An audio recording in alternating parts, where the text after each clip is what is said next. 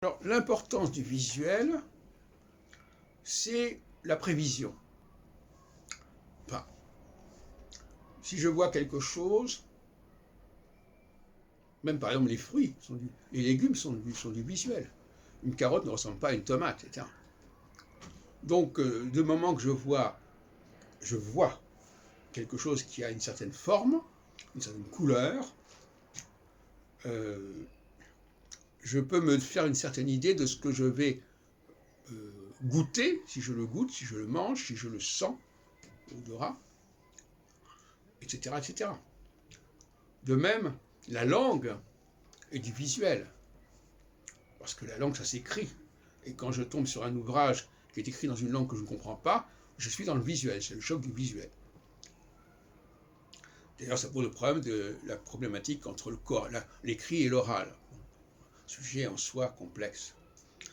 Et donc, le visuel me permet de me faire une certaine idée de ce à quoi j'ai affaire.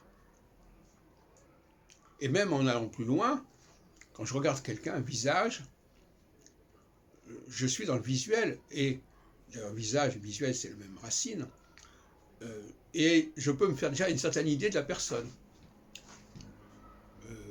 La forme de ses yeux, de son nez, de sa bouche, de ses oreilles, etc. Bon, tout ça, ça fait partie aussi du visuel. Et ça nous sert à déterminer notre rapport à l'autre. Qui est l'autre?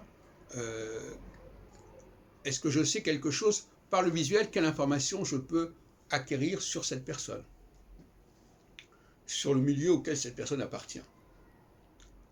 Donc on voit bien que se décrocher du visuel, dire que le visuel n'est pas important, vouloir plaquer sur le visuel une sorte de discours général, universel, qui ferait oublier les spécificités des différents visuels, c'est quand même assez incroyable, si vous voulez, quelque part.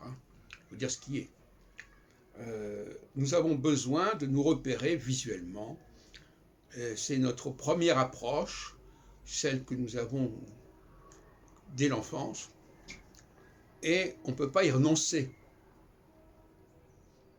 Le visuel nous sert de guide, nous sert de fil d'Ariane pour découvrir, pour explorer le monde, pour le connaître.